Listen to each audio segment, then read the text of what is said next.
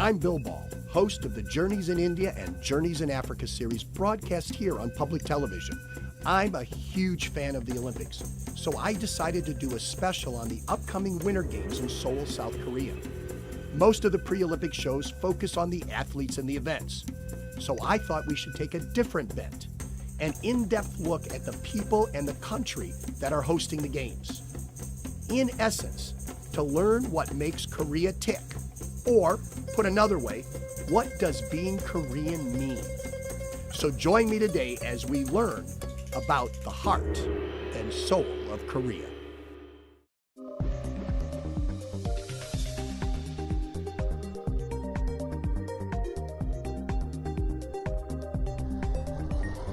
Since I was young, I had an intense desire to discover the world around me.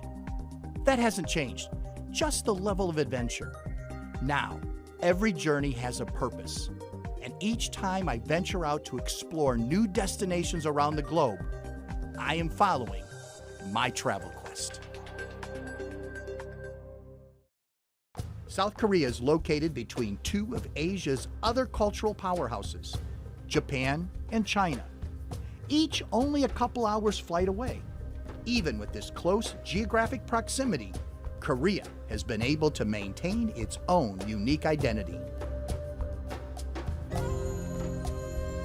I have taken it upon myself to find the true Korean spirit, to understand what it is to be Korean. I thought one way to get into Korean culture is to get into Korean culture. I'm going to wear a traditional outfit into the palace. They're looking for gigantic right now. The Korean traditional 19th century dress is called a hanbok. Did you put down your cleaning deposit? My particular one is that of a nobleman. I feel royal already. Oh. You better put your slipper on there. There you go. Sorry about that. Our guide Angela convinced me that wearing it all morning while I visit the palace grounds would be perfectly normal. Lots of people do it. They told me everybody in Korea dressed like this. It didn't take long for people of many nationalities, from Koreans to Chinese to Malaysians to Taiwanese, to ask to have their picture taken with me. I'll tell you, they watch my program everywhere in the world. Apparently, even at the police station.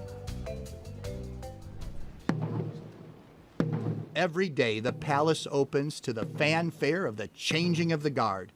This is decidedly Korean, with ancient weapons, flags, and drums. A sense of the depth of their history is becoming apparent.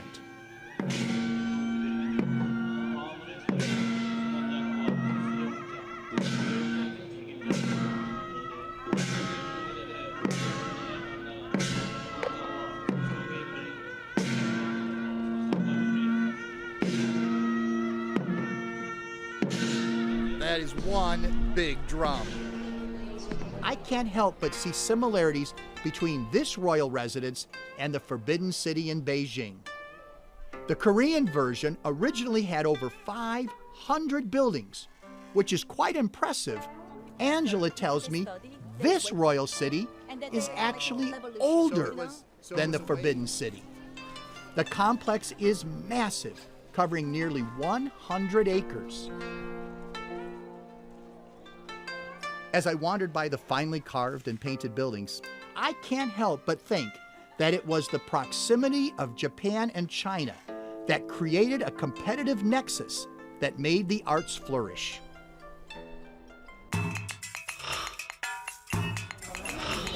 It was now time to step it up a notch and dive headfirst into the cuisine of South Korea. I didn't know what I was getting into.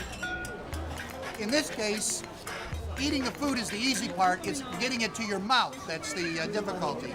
I've never been good at chopsticks, and this quick lesson isn't doing really well for me. And all of the people behind me are very helpful, but I think I'm the entertainment.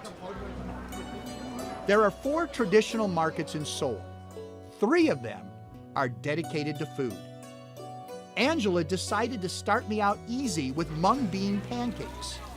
One with meat, pork, and the other without.